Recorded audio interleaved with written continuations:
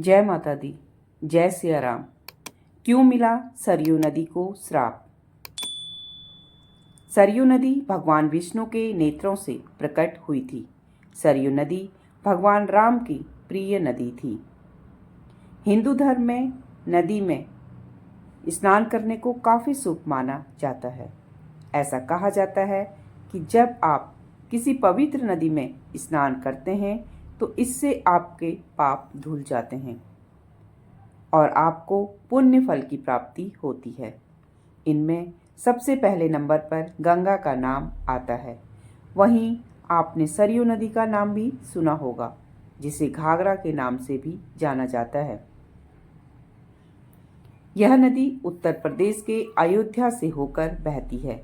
इसके बारे में कहा जाता है कि जब आप इस नदी में स्नान करते हैं तो पाप तो धुल जाते हैं, लेकिन किसी भी प्रकार का पुण्य आपको नहीं मिलता। इसका कारण भगवान शिव का श्राप है। उन्होंने क्यों श्राप दिया और इसके पीछे की क्या कथा है, आइए जानते हैं। कैसे प्रकट हुई सरयू नदी? पुराणों के अनुसार सरयू नदी भगवान विष्णु के नेत्रों से प्रकट हुई थी। ऐसा कहा जाता है कि एक समय शंखासुर दैत्य हुआ करता था, जिसने वेदों को चुरा लिया था और फिर इन्हें समुद्र में छिपा दिया। इन वेदों की रक्षा के लिए भगवान विष्णु ने मत्स्य अवतार लिया। उन्होंने समुद्र से सभी वेदों को सुरक्षित निकाला और वे काफी खुश भी हुए। कहा जाता है कि जब श्री हरि के खुशी से आंसू निकले तो इसे स्वयं ब्रह्मा जी ने एक मानसरोवर में डाल दिया।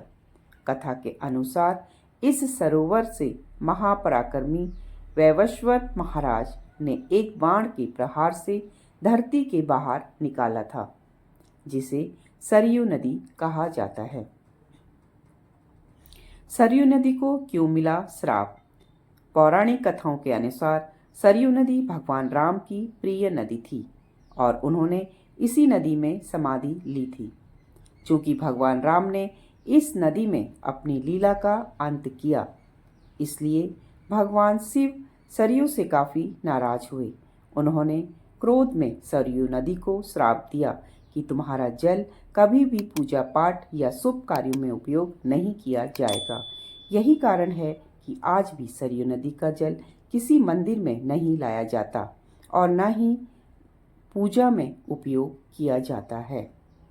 जय श्री राम, जय माता दी, हर हर महादेव।